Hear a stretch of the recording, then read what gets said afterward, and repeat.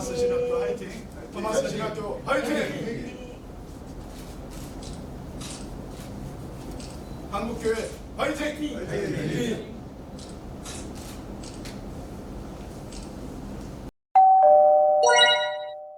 현재 나사렛 대학교에서도 강의하시고 또 그리고 합동 직종의 현재 대신대학교 대구 대신대학교에서도 강의하시고 상담하게 돼서 아주 권위자시죠. 우리 남조 목사님께서 나오셔서 교체 시간을 하시도록 하겠습니다. 나오십시오. 박수 환영하겠습니다.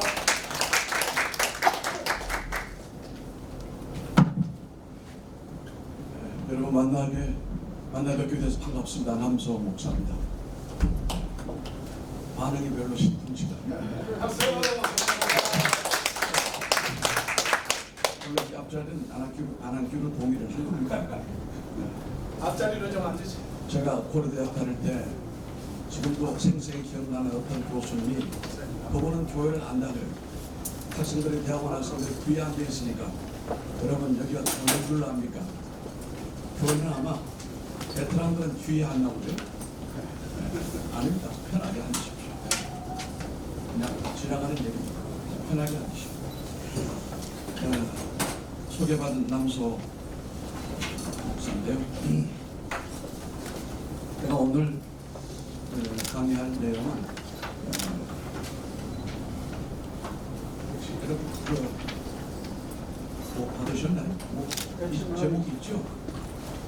제목이 있습니다. 제목을 한번 다 같이 말씀해 볼까요? 시작. 장로교회 기초가 된 교회와 상담. 근데 오늘 얘기를 들어보니 내가 이 다리를 제대로 짚은 건지 이거 나는 토마스 미션 학교라고 몰랐어요. 토마스 대학이라는 얘기는 알고 우리 한국에 있는 장로교 그 교단이 군소교단이 뭐 100여 개 이상 되니까 이분들에게 공부할 수 있는 기회를 갖는 목적으로 학교를 경영하시겠다는 얘기만 했고 장로교 목사님들이나 이런 분들만 오실 줄로 알고 장로교가 뭔가, 장로교 신학의 시스테마틱이 무엇인가 이걸 강의를 좀 하려고 했는데 얘기 듣고 보니까 뭐 진료교인도 온다, 다 온다라고 하면 이 강의가 좀 내가 볼 때는 조금 문제점을 지니고 있지 않겠나 싶어요. 혹시 여기 장로교인 아는 분이 계시나요? 다 장로교인입니까? 침례교도 있고. 지금 침례교인이 있습니까? 아니 한번 미안하지만 손한 의사를 모셔보시죠. 장로교 아니신 분 손 들어보시죠. 네, 다 장로교인입니다. 손 안 든 이상은 다 장로교인입니다. 네, 그렇게 인정을 하고 넘어가야 돼요. 침례교인은 괜찮아요. 저도 미국에서 그 석사 과정을 할 때 리버티 유니버시티라고 그 남침내, 우리가 주로 말하는 남침내회라고 하잖아요. 남침내만 있는 게 아니에요. 노스 베프티스트도 있습니다. 북침내교. 그러나 북침내회는 남침내회보다는 조금 리버럴하죠. 진보하죠. 근데 정말로 보수는 남침내는 보수입니다. 그래서 우리 개혁주의 신학을 주장하는 합동치계 신학과는 거의 일맥상통한 부분들이 많이 있고 성령론에 대해서 조금 이질적인 입장이 있습니다만 그것도 큰 문제는 되지 못하고 그 신학적인 노선은 있어는 베프티스트와 우리 한국의 합동 측은 또 고신이나 이런 노선은 거의 노선이 같습니다. 그런데 그 리버티 유니버시티는 그보다 더 보수예요. 거의 제가 볼 때는 펜달멘탈이죠. 그러니까 근본주의에 가까울 정도로 왜 그 학교가 독립침례교가 됐는가? 남침례교가 너무 진보적이다. 그러므로 독립교단으로 가다가 지금은 남침례회도 상당히 보수로 그동안 이 교단이라고 하는 데는요, 우리가 알고 있는 것처럼 신학교가 변하는 것이 아니고 교단이 변하는 거예요. 그래서 교단과 상관없이 우리는 신학으로 가겠다라고 하는 학교가 미국의 유명한 그 웨스트민스터 신학교가 바로 교단과 상관없이 신학은 신학으로 가겠다는 거예요. 교단이 변화가 되니까 자꾸 교단에서 신학교에 교수를 세우고 학교를 간섭을 하니까 학교가 제 길로 안 가니까 여기서 힌트를 받은 그 학교가 미국의 웨스트민스터 신학교는 교단과 상관없이 오직 개혁주의 신학 노선으로만 하겠다라고 해서 세운 학교예요. 이것을 조금 벤치마킹한 우리 한국의 교단이 합신이에요. 그런 합신은 교단이 있죠. 그러나 교단이 합신을 좌지우지하지는 내가 볼 때는 어려워요. 박윤선 박사가 총신에서 합신으로 가실 때도 그는 아마 의미가 어느 정도는 통했다라고 저는 엿보게 됐습니다만 미국의 그 서던 베프티스트 남침내만 해도 상당히 보수적이고 개혁주의 노선을 걷고 있기 때문에 침례교 목사님들이나 침례교인들은 오늘 강의 듣는 데는 아마 어려움이 없을 겁니다. 없을 것이고 짧은 시간에 제가 오늘 여러분과 함께 귀중한 소중한 시간을 맡게 됐는데요. 저는 원래 그 총신에서 공부를 마치고 난 다음에 고려대학 대학원에서 심리학을 전공을 했습니다. 3년 동안. 심리학을 왜 했는가 하면은 저는 어릴 때부터 이 보수주의 신앙에서 참배가 굵어가지고 주일학교 때부터 우리 할머니들이 이 머리 뒤에 이 비녀 꽂고 다닐 때부터 주일학교를 다녔어요. 제가 주일학교 다닐 때 충격적인 사건은 그 할머니들이 머리를 자르고 파마하기 시작을 했어요. 그때 목사님의 설교가 지금도 전쟁이에요. 머리 위에 마귀가 틀고 앉았다. 그렇게 하지 말아라. 그래도 그것을 역행하지 못해요.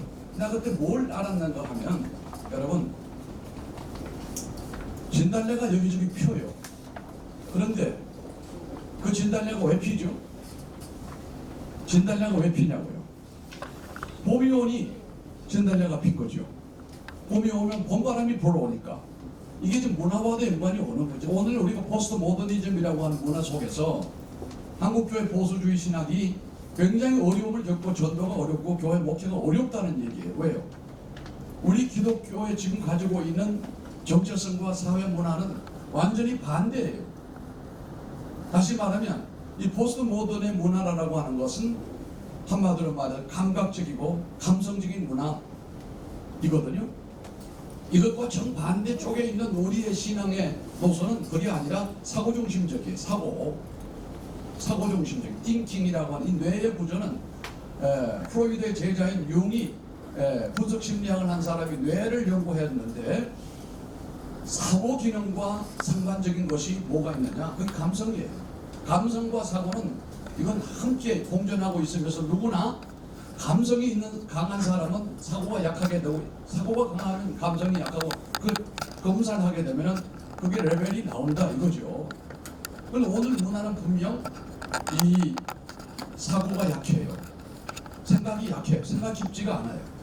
주로 필에 감성에 의해서 움직여지다 보니까 이런 문제가 오는데 봄이 오니까 꽃이 피잖아요. 이건 뭘 의미하느냐고 하면 우리 시대가 우리가 신앙을 지키고 신앙을 지킨다고 하지만 이 불어오는 그 문화에 대해 우리가 어떻게 디펜스하고 나갈 것인가 라고 하는 것은 중요한 과제가 아닐 수가 없어요. 저는 총신에서 신학을 마치고 저는 구약신학을 전공했거든요. 그런데 교회에서 부목사로 있으면서 상당히 나름대로 풀 수 없는 여러 가지 캐션이 있었습니다. 어떤 선배에게 내가 이 문제를 상담을 했더니 그 선배가 나보고 그래요. 듣고 보니 당신은 심리학을 좀 공부를 해보래요. 인간학을 좀 공부해보래요. 어릴 때부터 신앙생활을 하면서 하나님에 대해서 내가 누구보다도 자신이 있어요. 뭐 전가공 목사가 제 친구입니다만은 하나님 꼼짝 마. 이건 물론 잘못됐지요. 이단성이 있지요. 나는 그래요. 이단인지는 난 그건 모르겠지만 그건 이단성이 너무하다. 누가 뭐라고 그러고 변명 여지가 없다. 어떻게 그런 소리를 하는 대놓고 분위기가 굉장히 쌀렁해지죠. 팬들이 있나 보네. 하나님 관계는 저는 누구보다도 보수주의 신앙인보다는 하나님 관계는 기가 막힙니다. 주여 믿습니다라고 하면 능치 못함이 없잖아요. 하나님 관계는 이 수직적인 관계는 문제 없습니다. 금식 잘하지요. 그리고 우리가 하나님 관계를 유지하기 위해서 얼마나 애쓰고 노력하는지 그건 뭐 더할 나위 없어요. 그런데 우리가 알아야 될 게 있어요. 우리들의 위크니스, 약점은 수평적인 관계는 굉장히 약해요. 수직적인 관계는 굉장히 강력합니다만 수평적인 관계가 약하다 보니까 오늘날 우리가 이 다원화 시대는 수평이에요. 너와 나와 문제지 하나님과 나와의 문제가 아니란 말이에요. 이게 문화 자체가. 그런데 이 심리학이라고 하는 것은 인간학이고 통계학이고 신학과 좀 반대예요. 그런데 제가 3년 이 심리학을 하면서 내가 많이 깨달았어요. 신학은 이미 알고 있는 바고 들은 바고 그래서 공부를 했지만 심리학은 처음 듣는 소리고 처음 접하는 이 학문에 대해서 충격을 너무 받았어요. 아, 내가 살아온 것은 하나님과 나와의 관계 이렇게 살아왔는데 수평적인 인간관계, 사람과 사람 관계, 인간관계, 이웃관계 이것은 전년하는 학교에서 배운 적도 없고 설교도 그렇게 많이 들은 적이 없어요. 그런데 거기 갔더니 맨 그 소리 하는데 가까이는 내가 아내에게 잘못한 게 너무 많고 아이들한테 그때 아이가 둘 태어났고 마지막에 셋째인데 셋째 아이는 제가 대학원 공부하면서 태어났는데 얘가 혜택을 제일 많이 받았어요. 혜택을 제일 많이 받았어요. 내 친구 관계든지 주변 관계든지 이 보수주의 신학한 사람들은 문제가 많아요. 그건 본인들이 인정을 잘 안 하죠. 난 신학을 하면서 울지는 않았지만 난 심리학을 하면서 여러 번 울었어요. 아, 내가 하나님도 아니면서 인간으로 살아가면서 인간이 살아가야 할 그 내용의 범위, 관계 이 모든 것들이 너무 나는 하나님 관계로만 알았지 이런 인간적인 관계, 사람과의 관계가 이런 줄 몰랐어요. 그래서 마치자마자 제가 바로 미국으로 갔습니다. 가서 5년 유학 비자를 받아가지고 리버티에서 신학 석사를 하면서 많은 과목을 상담학 과목을 많이 했죠. PhM을 했지만 그 내용은 상담학 쪽으로 상당히 많이 했습니다. 그러고 난 다음에 여기 우리 그 흥정진 목사님 돌아가시고 난 다음에 잠시 그 김윤 목사님 이름이 갑자기 이분이 그 애슐렌 대학에 구약학 교수로 계셨는데 그 오하이오 애슐렌에 있는 학교에 제가 박사과정을 갔습니다. 가서 거기서 상담학을 가지고 목회 상담학 박사를 받았습니다. 3년 동안 공부를 하면서 그리고 이어서 다시 그 가운데서 그 부분을 더 연구해서 2년 해서 다른 대학에서 PhD를 받았거든요. 그럼 저는 공부 내용이 상당히 상담학적이고 종교심리학적이고 기독교 심리학적이고 리더십이며 커뮤니케이션이며 오늘날 말하는 멘토 리더십이라든지 이런 분야를 주로 이제 공부를 좀 집중을 했습니다. 그래서 나사렛 대학에서 15년 동안 강의를 마치고 퇴임을 하고 판교에다가 교회를 새 건물을 양재동에서 있다가 건축하면서 학교 퇴임을 했고 그리고 다시 이제 시간이 좀 나는 가운데 대신대학에 부교수로 지금 강의 올해가 마지막 학기입니다. 어저께 이제 종강을 했고 이제 마지막입니다. 학교에서는 한 2년 더 연장하자고 하는 걸 더 이상은 내가 못하겠습니다. 비대면일 때는 참 좋았지만 대면하니까 새벽기도 마치고 가서 강의 마치고 집에 오면 8시 9시나 되니 이게 내가 못하겠다. 그보다 더 중요한 내 마음에 그 열정이 이 교수를 하려면요 교수에 대한 열정이 있어야 됩니다. 목회자가 되려면 여러 가지 내용이 있어야 되겠지만 열정이 있어야 돼요. 저는 우리 교단의 정년이 70년이거든요. 나는 그 70년 별로 중요하지 않다고 봐요. 애 늙은이가 있어요. 60인데도 그 사람 목회 빨리 간둬야 돼요. 교회 가서. 왜 그런지 압니까? 맨 놀러 다니고 뭐 먹는다고 그러고 목회 관심이 별로 돌아간다 이게 자동적으로. 내가 이제까지 해놨기 때문에 돌아간다. 너는 빨리 내려놓는 것이 교회가 살고 네가 산다. 동의를 하지 않으시네요. 그러나 80이 돼도요 갈렙 같은 사람이 있어요. 교인들은 어떤지 몰라도 나는 그 사람이 70에 간두는 건 너무 아까운 분이에요. 열정이 있는 거예요. 가슴에 부르심에 대한 소명감과 교인들을 양육하려고 하는 뜨거운 열정이 그건 70이어도 내가 볼 때는 더 해야 돼요. 이제 암년이었어. 더 하시려고 하는 마음이 충만하시고 이 열정이 중요한 겁니다. 이게 그 열정은 신학에서 나오는 거 아니에요. 이건 심리학 분야예요. 그 나 같은 사람이 있어야 돼요. 우리 교단에 제가 심리학을 해가지고 이런 분야에 제가 메타버스라고 하는 지금 우리 학장님 얘기하잖아요. 지금 이 학교 운영은 거의 메타버스로 가야 돼요. 메타버스라고 하는 것은 제3의 제4의 공간 우주 메타라고 하는 말과 버스라고 하는 말은 메타는 공간이고 버스는 유니버설 우주 세계란 말이에요. 새로운 세계가 있어요. 얼마나 놀라우냐면 구글이라든지 애플이라든지 이 회사들이 지금 뭘 만드는지 알고 있습니까? 천국을 만들어요. 요한계시록에서 말씀하는 천국의 세계를 메타버스에다 설치하고 있어요. 거기에 아바타라고 하는 것이 자기 자아고 아바타라고 하는 것을 통해 가지고 들어갑니다. 앞으로는 들어가면 죽은 사람도 만나요. 가상의 공간에서. 그리고 그 아바타라고 하는 얘가 천국 여행도 가능하다는 얘기예요. 만들어 놓고 이걸 하고 있어요. 제가 그 메타버스, 다시 페이스북이라고 하죠. 여기에 한국 교수예요. 제가 후보만 하면 나머지는 별로 감동이 없으신 그때는 아는 척이라도 해야 돼요. 머리라도 좀 끄덕여야 돼요. 그래야 복이 돼요. 내게도 그런 시대가 온다는 얘기예요.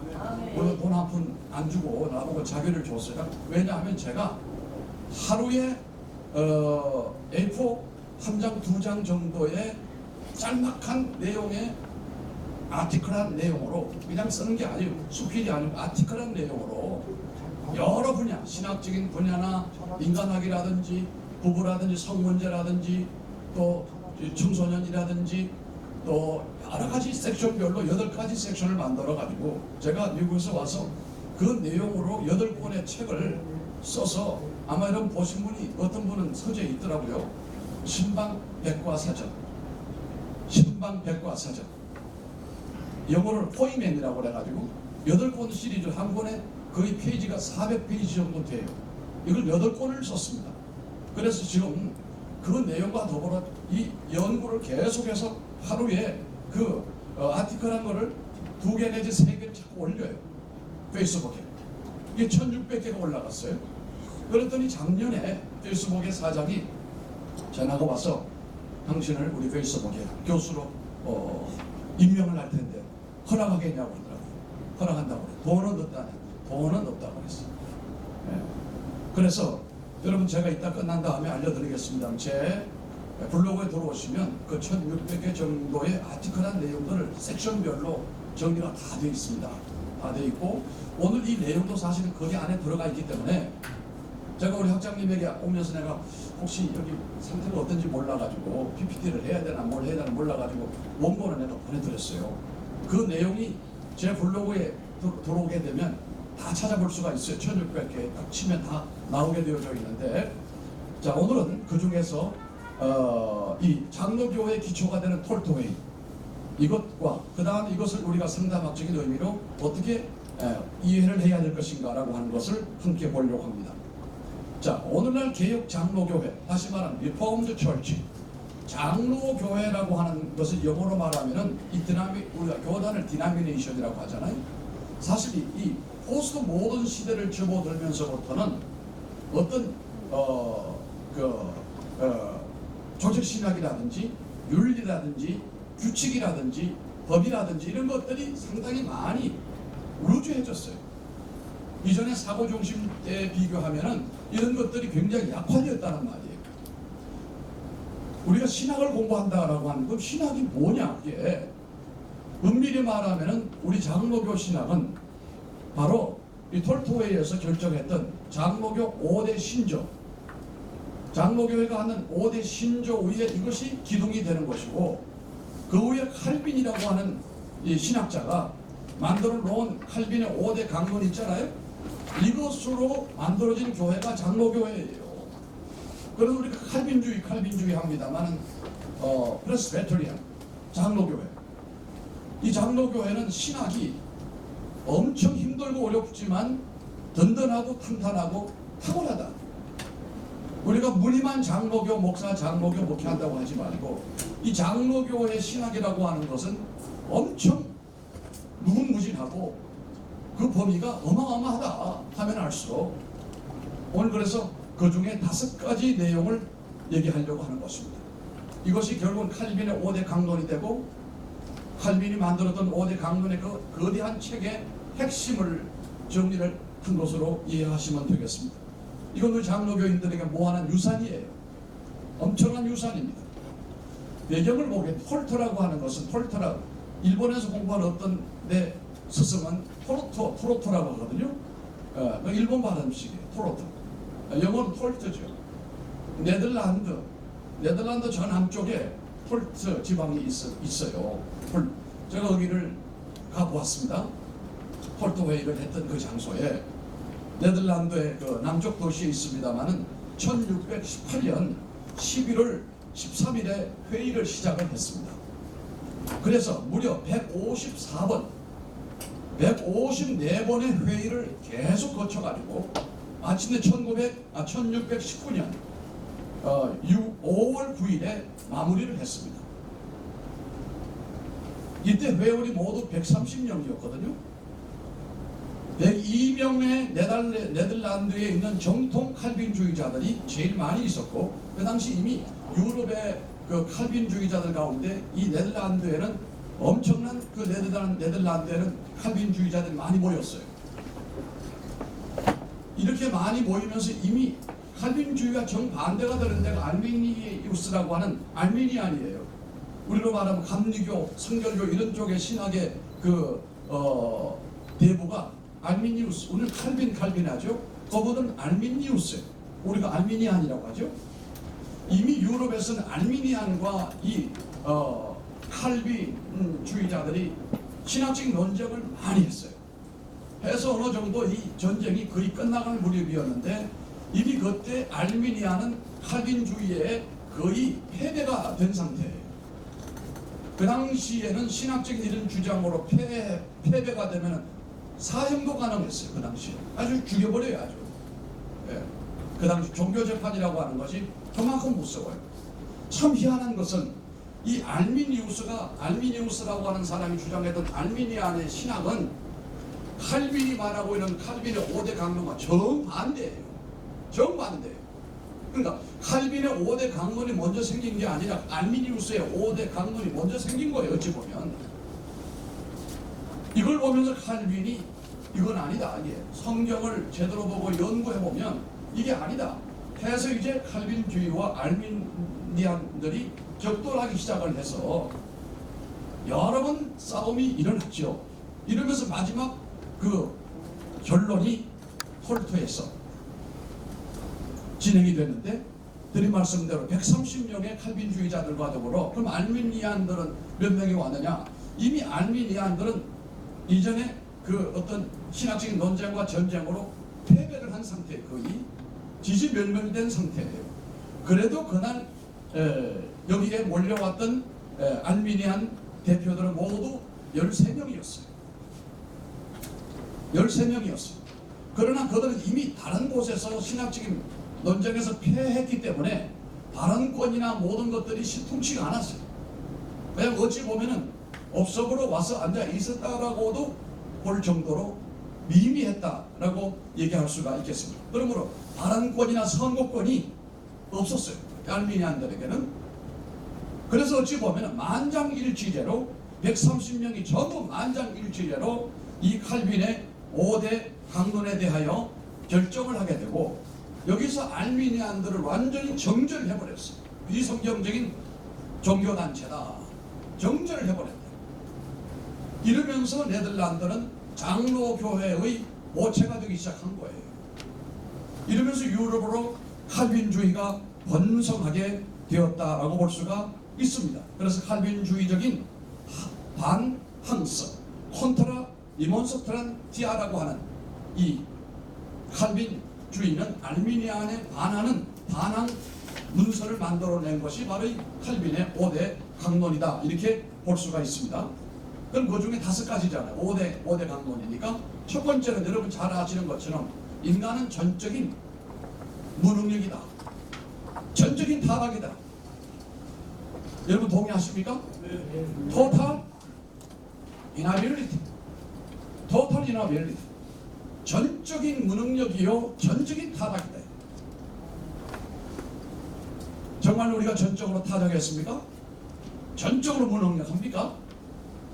인간이 감리교 분들은 이 얘기 절대로 동의하지 않아요. 알미란들은 절대로 동의하지 않아요. 어떻게 인간이 전적으로 무능력이냐? 타락하는 건 좀 인정한다. 타락은 단지 부분적으로 타락했지 완전 타락한 건 아니잖냐.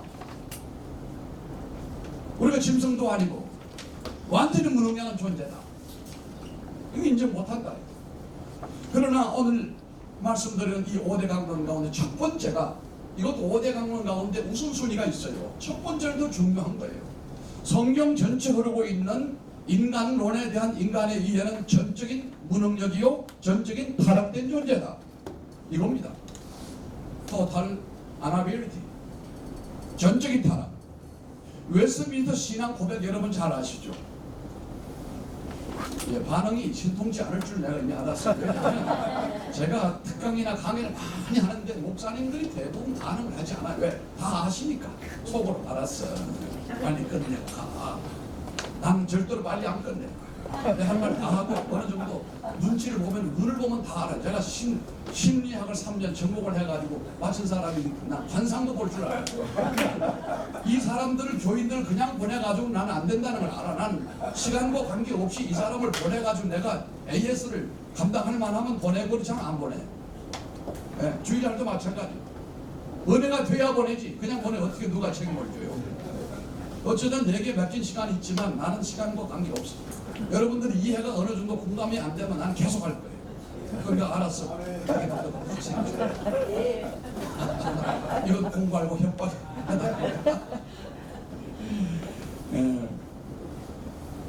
우리가 교회 인직자를 세울 때 나는 참 그때마다 우리 노회수도 참, 제가 노회 이제 오래돼서 이제 서열이 일본이었어요.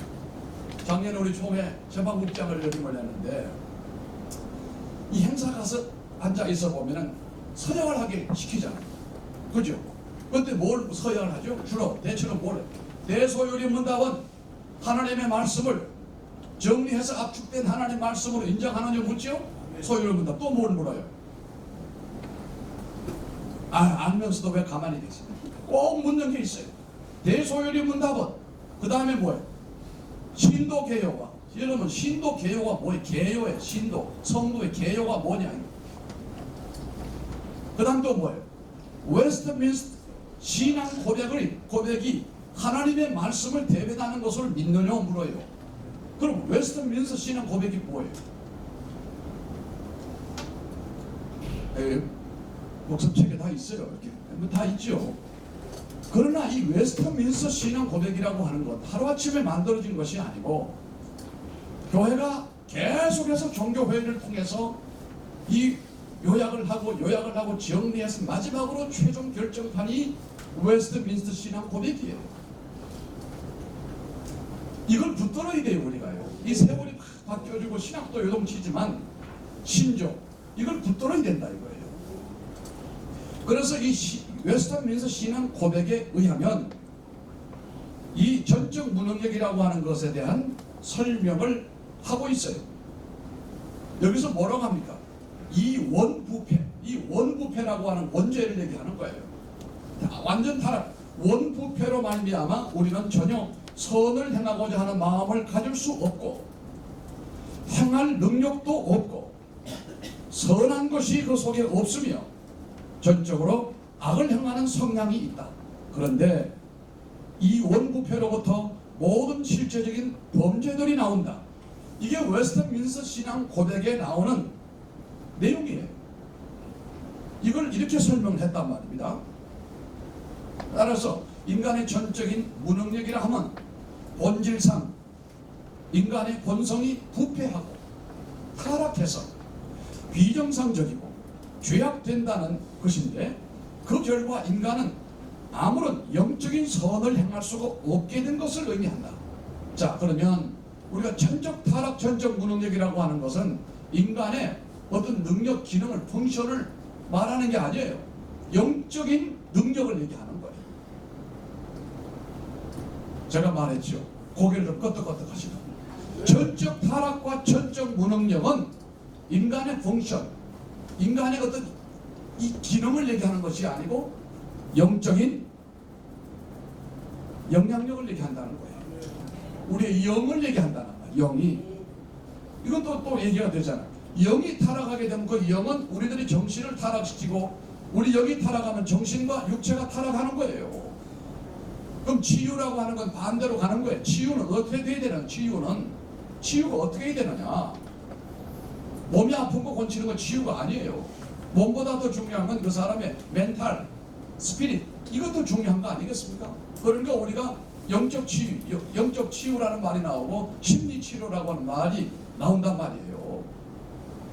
그래서 인간은 아무런 영적인 선을 행할 수 없다. 이것이 전적 무능력이고 전적인 타락이란 말이에요. 동의하십니까? 네. 자, 넘어가겠습니다. 제가 더 길게 했다가는 이게 본전을 못 찾을 것 같으니까 여러분 탄력 주실 때 나는 2단 기하로 가고 3단 기하로 갈 거예요. 두 번째 여기서 결의한 건 뭐냐 하면은 무조건적인 선택이에요. Unconditional Election이라고 하는 이 무조건 선택관. 웨스트민스터 신앙 고백에는 이 내용을 이렇게 설명합니다. 하나님의 작정에 의하여 그의 영광을 나타내시기 위하여 어떤 사람들과 천사들은 영원한 생명에 이르도록 예정되고 다른 이들은 영원한 사망에 이르도록 예정되었다. 3장 3절에 기가 막히게 나와 있어요. 여러분, 장로교 목사라고 한다면 무조건 하나님의 선택을 받아들여야 된다. 제가 새벽기도 가면은 무릎을 꿇고 난 다음에 손을 두 손 들고 기도하는 게 꼭 있어요. 이거 기도하고 난 다음에 나머지는 내가 할 일을 내가 새벽 하나님 에베소 1장 4절로 말씀을 보면은 하나님이 영원전부터 나를 택정하시고 할렐루야. 예수 그리스도 안에서 나를 구속하시고 성령으로 인치셔. 동의하십니까? 이게 에베소 1장 4절로 8절로 이어지는 하나님의 예정에 대한 교리예요. 우리의 구원은 성부와 성자의 우리의 예정과 구속으로 끝나는 게 아니에요. 무엇이 인쳐야 됩니까? 성령의 인치심으로 완성되어지는 거예요. 거기에 우리 목사는 하나님께서 기막힌 방법으로 영원전부터 우리를 예정하시고 우리를 그리스도 안에서 구속하시고 성령으로 인치심으로 말미암아 하나님의 것이 됐는데, 그 가운데서 하나님께서 기가 막히게 성령으로 임하시고 나를 주의 종으로 소명을 주시고 내 이름을 불러주신 거예요. 이 감동은 식어지지 않아요. 저는 원래 육군사관학교를 가려고 해요. 제가 아마 군인 갔으면 아마 장군 노릇을 잘했을 거예요. 아무도 동의하지 않으시죠. 그런데 고등학교 2학년 때 하나님의 소명을 내가 그렇게 받았어요. 그렇게 받았어요. 지금도 잊지 못해요. 그때는 막 한국 교회가 부흥이 될 때예요. 중고등학생들이 한 70명 정도 되니까 이 아이들을 위한 부흥회를 따로 열었어요. 은혜가 얼마나 됐는지 다 마치고 집에 돌아가는데 새벽에 아직도 어둑어둑할 때 막 누웠는데 비몽사몽간에 여러분 나는 뭐 하나님의 그 임재가 우리가 에스겔서를 보게 되면 UFO 같이 임하잖아요. 딱히 우리가 표현할 길이 없으니 그런 모습으로 하나님이 내가 누워있는 자리 위에 임하신 거예요. 찾아오신 거예요. 이 어린 아이 같은 나에게 하나님이 소명을 주시려고 찾아오신 거예요. 그냥 그 하늘의 광채가 표현이 할 길이 없어요. 나는 천국을 갔다 왔다가 하고 얘기하는 거는 참 내가 볼 때는 어리석은 사람이에요. 그건 그 사람 혼자 그 사람의 눈으로 본 거예요. 우리 모두의 천국은 아니요. 그럼 가만히 있어야지 입 다물고. 우리 아버님이 어느 날 하시는 말씀, 야 내가 천국을 갔다 왔다. 구경을 하고 오신 거예요. 그것도 여름에 대낮에 사랑채에서 여름 점심 드시고 누워 계시다가 꿈에 갔다 오셨다는 거예요. 그거 부정할 수 없잖아요. 그런데 막 설명. 장모님, 아버지 그런 얘기 아버지 혼자 알고 계시오.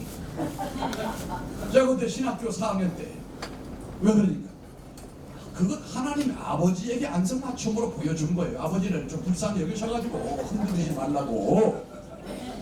우리에게 해당되는 건 아니요. 내가 얘가 신학교 다니더니 아버지를 교육을 시킨다. 그건 교육 받아야 돼. 아버지가. 여러분 내가 보는 개인적인 경험을 절대 나는 무시하지 않아요. 체험 무시하면 안 돼요. 그건 개인에게 해당된 거예요. 보편적인 가치가 있는 게 아니고 성경이 아니요. 그건 네가 혼자서 하나님 사이에서 알고 깊은 세계로 가야 해야지. 왜 나는 사람들 내가 보건 천국이 그런 신성종 교수가 욕먹는 거예요. 내 스승이지만 템플 나왔거든. 그러면 템플 나오면 뭐해? 그것도 모르면서 그런 신비한 경험을 하지 말라는 말이 근거 없이 무슨 목사를 해요. 목사를 경험 없이 나는 목사하는 사람 바보라고 그래요. 그것도 없이 하는 사람은 나고 볼 때는 위험해. 네. 누가 뭐라 그래도 편치 않은 진리가 있는 것은 하나님이 내게 말씀하시고 보이시고 내게 내 이름을 불렀다니까 그 가운데 이제 은혜가 넘쳐하죠. UFO 같이 그 불이 그냥 미치는데 나 깜짝 놀랐지만 그냥 비몽사몽하니 말이 그 말이야. 그런데 정신 차리는데 보니까 내 이름을 부르시는 거예요. 소야 불렀어. 이야 이게 쪽팔려가지고 도무지 반응을 못하고 어떻게 이게 하나님이 내게 오셨구나 하는데 너는 나를 따르라고 했어. 그때 하나님 나를 불러지 말으셔야 되는데 그랬다면 내 길로 가서 나는 제대로 내 마음대로 내 인생을 엔조이 해피하게 살 텐데 그때 내 목에다가 하나님이 고리를 걸어버린 거예요. 그 뒤로 나는 참 기특한 것은 내가 나를 보아도 참 기특한 건 뭐냐면 여러분 목회라고 하는 것이 순탄한 겁니까? 제가 있는 교회에 제가 40년 보내고 원래 41년째 총신신학대학원 들어갈 때 전도사로 간 그 교회에서 지금까지 있다는 거 이게 엄청난 실력 아닙니까? 이게 무슨 실력인지 알아요? 이게 엉덩이 실력이에요.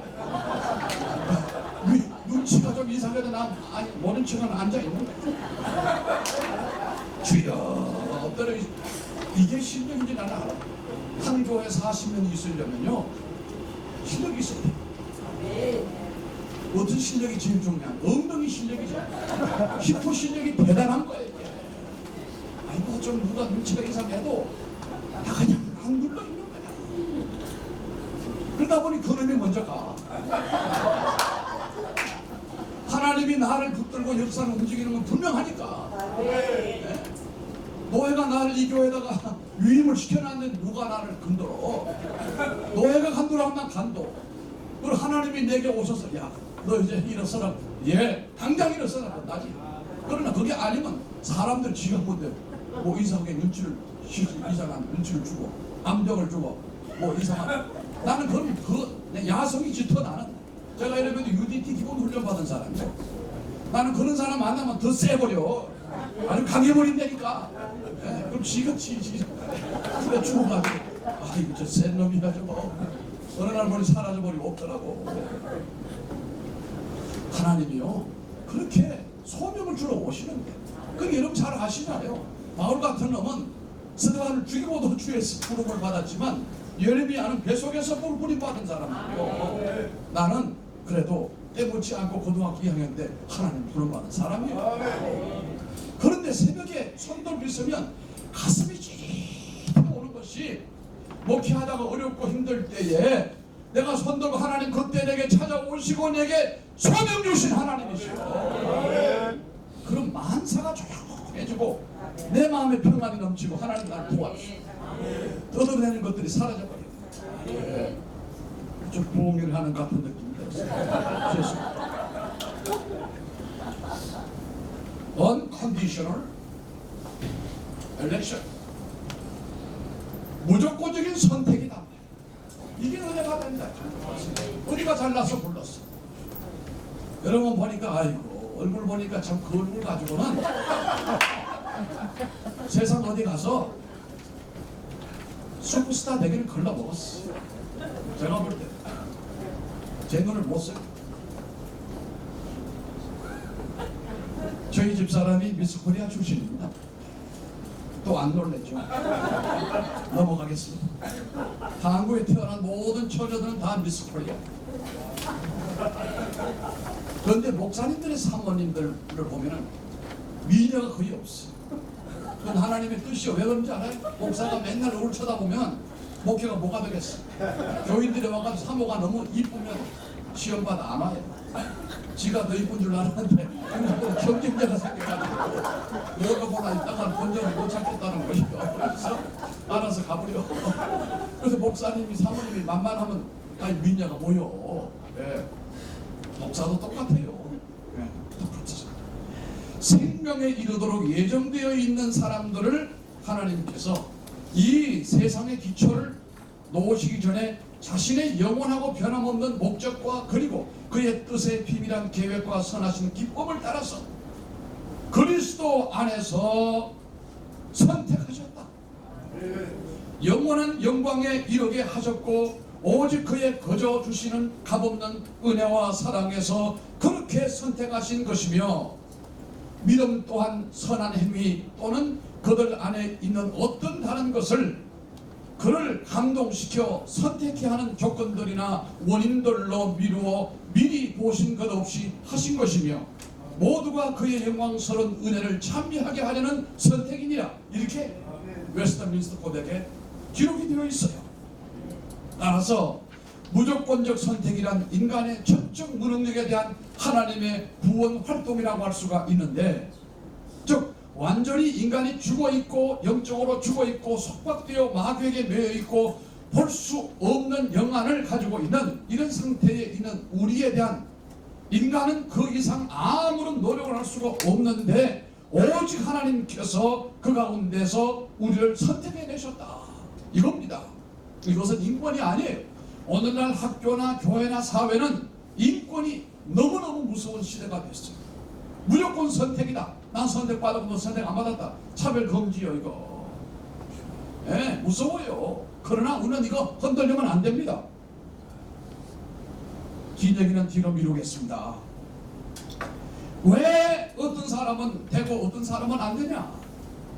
다 돼야 되는 거 아니냐? 하나님은 사랑의 하나님, 보편적인 하나님인데 그건 네 얘기고, 하나님의 성경 말씀을 보게 되면 하나님께서는 하나님의 마음에 맞는 사람을 무조건 선택했다는 거예요. 칼빈 선생은 이걸 뭐라고 비유를 들었는지 아십니까? 공경을 받아서 칼빈 선생이 그런데 이런 얘기를 했습니다. 예를 들었어요. 고아원에 고아들이 많은데 어떤 그 부자 영감님이 자식이 없어요. 그래서 이 고아원 원장님을 찾아옵니다. 원장님, 내가 양자를 하나 삼아야 될 텐데 이 고아원의 아이들 가운데 양자 하나 삼게 해주세요. 그랬어요.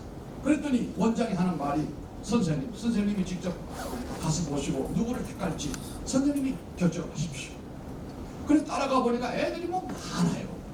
다 고만고만해. 그렇고 그래. 거기서 거기요. 그러나 이 부자 영감이 딱 보니까 그래도 마음에 뭔가 이렇게 찌릿하게 오는 사람이 하나 있어. 아이가 원장님, 저 아이를 좀 보십시다. 저 아이를 좀 보자. 알았습니다. 예를 들어 방으로 데려오면서 이 원장이 뭐라고 하냐니, 얘야, 너를 양자 삼으려고 하는 신사 선생님이 한 분이 오시는데 네가 마음에 합당하면 얘하고 양자로 가. 그러나 네가 싫으면 안 가도 되고. 그런데 얘가 말을 안 해요.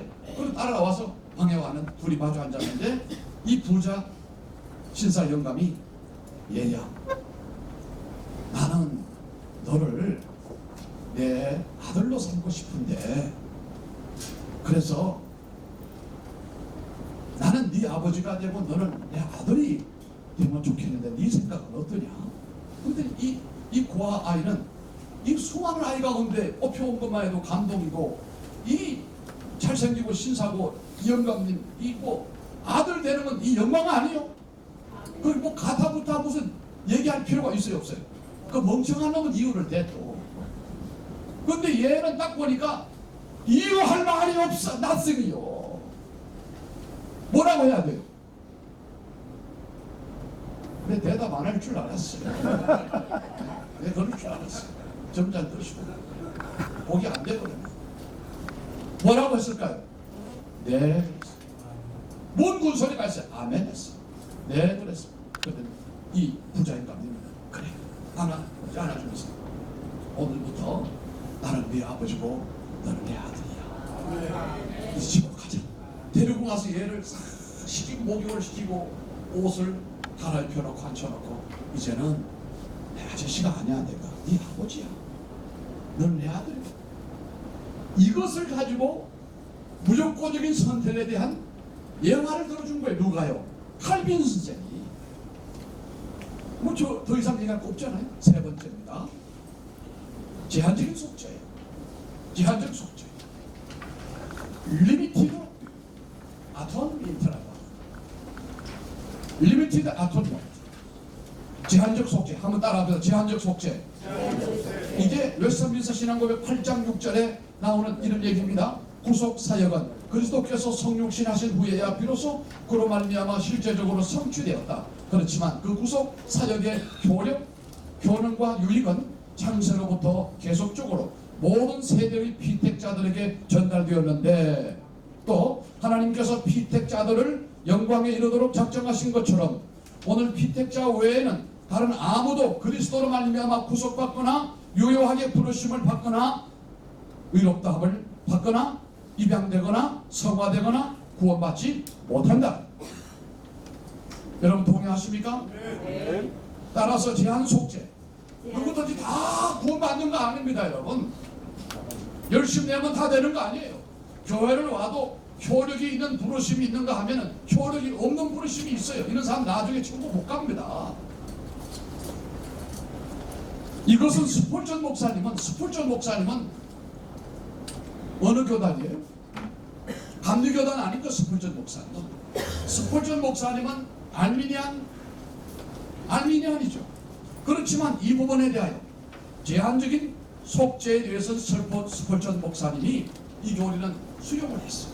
이러면서 이분은 감리교와 장로교, 알미니안과 칼빈주의를 어떻게 좀 화해시켜서 하나로 어떻게 해보려고 노력을 했지만 뜻을 이루지는 못한 분이에요. 시간이 없으니까 제가 넘어가도록 그렇게 하겠습니다. 넷째는 불가항력적인 은총입니다. irresistible grace. 이 좀 단어가 어려워요. 불가항력적인 은총이다. 우리를 하나님께서 무조건 우리를 예정하시고 우리를 하나님의 자녀로 삼으시고 그것이 우리에게는 불가항력적으로 임하시는 거예요. 우리가 원해서도 아니고 우리가 소망해서도 아니고 하나님의 뜻에 하나님의 시간에 하나님의 방법으로 불가항력적으로 임하신다. 이겁니다. 웨스트민스터 신앙고백이 이렇게 말합니다. 하나님께서 생명에 이르게 하시도록 예정하신 모든 사람만을 그가 정하시고 받으실 때에 그의 말씀과 성령을 통해서 그들의 마음이 하나님의 일을 알 수 있도록 영적으로 또한 구속적으로 계몽하시며 돌과 같이 굳은 마음을 제하여 버리시고 살과 같이 부드러운 마음을 주신다. 그러니까 하나님이 우리가 원하든 원하지 않든 하나님의 구원은 불가항력적으로 이루어지는 거예요. 이게. 여러분 이철성 목사님 아시죠? 이분하고 저는 친해요. 제 아내를 이 이철성 목사님은 딸처럼 여겼어요. 왜냐면 한남동에 한 집은 밑에서 한 집에서 이쪽은 이철성 목사님, 그다음 여기는 우리 처갓집 이렇게 살았어요. 그런데 그 집은 완전히 저주받은 영혼들이고 우리 처갓집은 구원받은 축복의 가문이에요. 왜 그런지 아십니까? 여러분 이철성 목사님은 상위 용사예요. 무식이 풍부한 분이에요. 그리고 상위 용사 감찰부장이에요. 용산구청에 때리고 부시고 맨날 그 짓 하고 돌아다니고 술 먹고. 그 집에 애들이 제대로 될 리가 만무하잖아요. 큰아들 영검이 쭉 있어요. 아버지가 맨날 비틀거면 애들도 비틀대고 아버지가 남포가면 애들도 제 길 못 갑니다. 동의하면 거기다 좀 끄떡끄떡해요. 국민학교 교장 같아요. 그분들 절대로 감동 안 받아. 속으로 내색을 안 해요. 겉으로 내색 안 해요. 나중에 물으면 알아. 감동적이었어요. 아, 그럼 끄떡끄떡 해야지. 이혼당해 집에서. 부인한테도 자꾸 감동적 얘기를 해야지. 안 하고 속으로 꼭 참고 있다고. 이혼하고 난 다음에 아 그때 내 마음이 그게 아닌디 한번 그때 말해야 될 거 아니야. 이천수 목사님이 완전히 그렇게 살았어요. 그러니 그 집에 그 부인이 변씨예요. 나중에 집사고 나중에 사모님. 이분이 남편이 그렇게 하면 아내가 살 수가 없잖아요. 얼굴이 변씨처럼 누렇게 똥색이 돼 있어요. 성이 변씨요.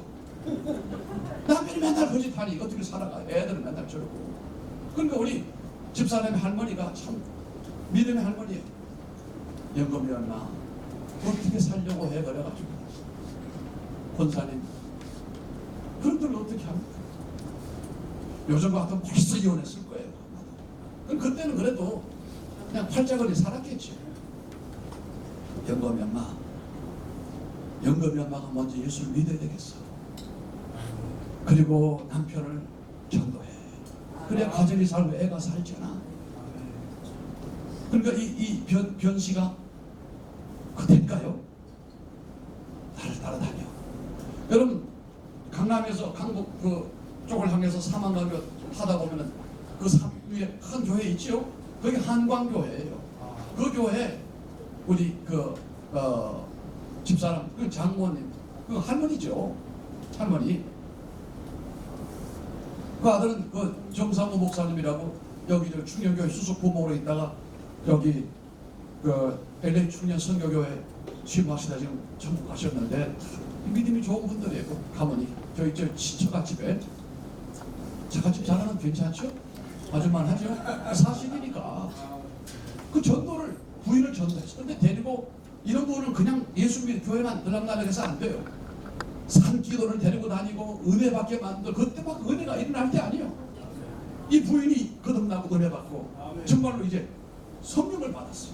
그 문제가 터진 것은 눈이 오는 날 새벽 기도를 갔다 오는데 이천석은 그때가 술 처먹고 돌아다니다가 집으로 돌아다가 대문에서 만나버렸어요. 부인은 새벽 기도 갔다 오는 길이고 그 남편은 술 처먹고 오는 길에 대목안에서 만나는데 이 무엇이지? 어디 갔다 오는 거야? 또 교회 갔다 오지? 예. 머리채를 휘잡고 얼마나 패대기를 쳤는지. 여러분 아마 설교하시는 가운데 감정에 아마 썼을 법도 해요. 얼마나 패했는지 방언이 터져버렸어요. 그러니까 우리 할머니 우리 집사람이 미쳤다. 미쳐버려. 왜 그럽니까? 저 마당에 좀 나가봤더니 그 지경이 된 거예요. 그때 이 할머니가 지혜롭니다. 영감의 아버지 큰일 났어. 미쳐버렸어. 어떻게 패길래 미쳤어 이게. 막 겁을 내가지고 영감이 이거 어떻게 해야 돼요? 은희 할머니 이거 어떻게 해야 돼요? 영감의 아버지가 교회 나가면 이 병은 고쳐. 그렇지 않으면 못 고쳐. 그래요? 그리고 어쨌든 뭐 불은 꺼야 되니까 알았다고 나도 교회 가겠다고 했어 이제. 그리고 갔겠습니까 어디? 그러나 이미 하나님의 고리가 목에 걸린 거예요. 다시 말하면 불가항력의 은혜가 임한 거예요. 임한 거 이거 벌써. 그리고 어느 날 교회를 나갔어요. 그래도 오래되지 못해가지고 회개가 터졌어요. 그래서 문제는 한남동 거기에 주변의 사람들이 용산경찰서에 민원을 제기했어요. 어떤 놈이 주야 파명을 가지고 울부짖고 괴성을 찔러대고 난리가 난 못 살겠으니까 이거 좀 어떻게 처리 좀 해달라고. 그 형사가 와서 이렇게 예배당 유리창문을 보니까 어디 많이 본 사람이에요. 보니까 이천석이 맨날 술 처먹고 돌아다니고 깽판 부르던 그 문제 덩어리가 막 그냥 난리가 난 거예요. 가만 들어봤더니 용서해달라는 거예요. 그럼 이 양반이 민원인들이 뭐라고 했냐니 형사가 된 사람이에요. 저기 참으시오. 이 양반이 지금 세 사람이 되려고 지금 회개가 터졌으니까 좀 참아. 이 사람이 이제 우리한테 그렇게 고통을 주는 사람이니까 이 사람 될 거예요. 조금만 참아라. 무려 일주일을 그렇게 그 교회당 안에 뒹굴고서 회개가 터진 거예요.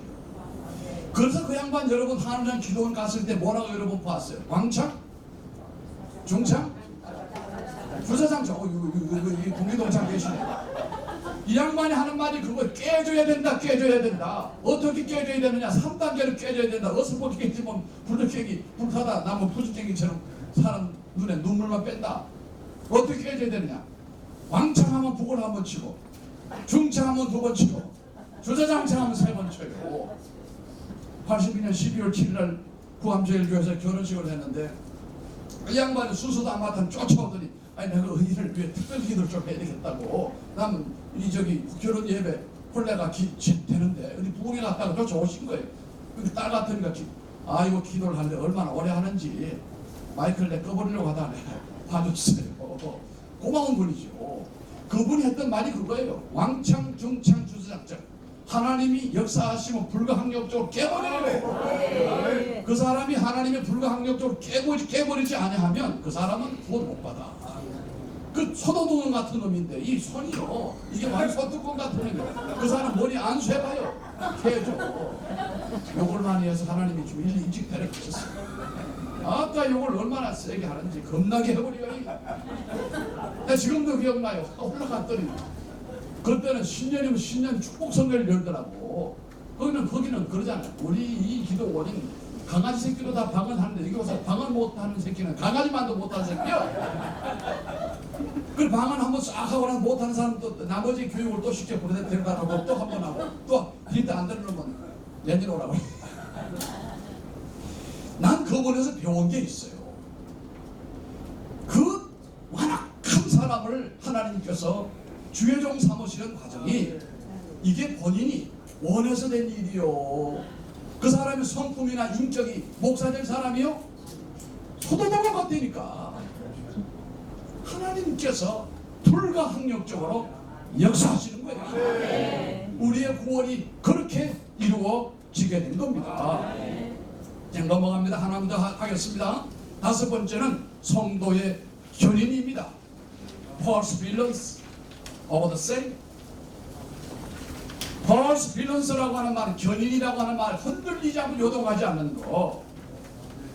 이 내용에 대하여 웨스트민스터 신앙고백에는 17장 1절에 이렇게 말합니다. 하나님께서 자기의 사랑하는 독생자 안에서 용납해 주시고 그의 성령으로 말미암아 효과적으로 부르시고 또한 걸어가게 하신 자들은 은혜의 상태에서 전적으로 또는 최종적으로 타락될 리 없으며, 이게 중요한 거예요. 결코 타락될 리 없으며 견인입니다. 이게 그들은 끝까지 그 상태에 꾸준히 인내하여 머물게 있게 되며 또한 영원히 구원받을 것이다. 이해되십니까 여러분? 그런데 17장 3절 웨스트민스터 신앙고백이 또 말합니다. 그렇지만 성도들은 사탄과 이 세상의 시험들 때문에 그리고 그들 안에서 남아있는 죄의 부패와 요소가 온몸에 퍼져 있고 그들을 보존해주는 은혜의 방편들을 무시함으로써 비참한 죄에 빠질 수 있으며 일시적인 심판을 자초하게 된다. 그러나 최종적으로는 타락될 리가 없어요. 구원받지 못할 리가 없어요. 유기되지 않는단 말이에요. 하나님께서 예정된 이 사람은 반드시 견인의 상태로 이끌어 영원 무궁한 천국으로 들어가게 된다는 그런 말씀이 되는 것입니다. 그래서 이제 말씀을 매듭을 짓겠습니다. 시간 됐죠? 예. 강의하는 사람은 제일 실력 있는 사람은 시간을 잘 맞추는 사람. 그거 없는 사람은 눈치가 없는 사람. 그 시간은 잘 맞춰야 돼요. 자, 앞에서 제가 말씀드렸던 것처럼 토탈 이나벨티 해서 쭉 5가지가 나왔는데 이 첫 대가리, 첫 머리를 딱 고르면 뭘로 말을 하느냐? 튤립이에요. T-U-L-I-P 튤립. 제가 이게 카톡에 이게 나중에 여러분 우리 박장님께 드렸으니까 여러분 받으시면 돼요. 이 첫 머리를 따가지고 5개를 가리켜 칼빈의 5대 강론이라고 하는데 그 첫 단어를 따가지고 튤립이라고 해요. 튤립이 얼마나 아름다워 할 것이 이 애정의 5대 교리는 그렇게 아름답고 귀하고 소중한 것이다. 이것의 바탕 위에 선 교회가 장로교회예요. 그리고 장로 정치를 하는 거예요. 장로 정치를. 장로교회는 장로가 있어야 돼요. 그렇잖아요? 미국의 침례교회 내가 놀란 거 뭐냐면 미국의 침례교회는요 10,000명 모이는 교회도 장로가 없어요. 장로는 장로교회만 있어야 돼요. 내가 아는 엘머타운스 박사 보고 나보고 뭐래요? 나보고 남목사 했으나 한국의 한국의 침례교회 장로가 있습니까? 장로 많습니다 그랬어. 그런데 우리 가짜입니다 그래. 침례교회는 장로가 있으면 안 돼. 그 유명한 땅콩 농장 주였던 대통령 지미 카터 이분도 장로 아니요. 집사예요 이분. 침례교회는 장로가 없어요. 침례교회 정치는 회종 정치니까 거기는 우리가 말하는 그런 총회장이 아니에요. 우리는 장로 정치이기 때문에 장로교회는 장로가 있어야 해요. 목사도 장로예요. 그죠? 장로는 두 종류가 있잖아요. 시리 장로, 강단 맡아서 말씀 전하는 말씀 장로. 그러나 담임 목사님은 시리권과 강단권이 같이 있잖아요. 그러나 일반 장로는 절대로 강단권이 없어요. 장로에게 강단 맺기만 안 돼요. 어떤 장로는 은근히 그걸 좀 해보려고 걸떡거리는 사람이 있는데 거기 맞들어 놓으면은 어디 목사님 어디 가는 날 없는가 하다가 처음에는 순수했는데 나중에는 올라가가지고 불소리 다 해. 아이고 몇십 년 동안 공들여 놨는데 초쳐 아주 올라와가지고 그 내가 내 아는 어떤 목사 그러게 내가 뭐라고 그래. 자리 빌려주지 마. 강단 주지 마. 왜? 그때는 좋은 줄 알았는데 나중에 봤더니 이게 올라가가지고 이상한 소리하고 헛돌리고 그려. 강단은 맺히면 안 돼. 또 꽉 붙들고 무슨 내려가는다 내려가지 못한다고 해. 끝까지 있어야 돼. 강단 아무나 맡기면 안 돼요. 그죠? 끝내려고 그래요. 뭐 이해 없으시죠? 질문이 있습니까? 질문이 없을 땐 두 종류예요.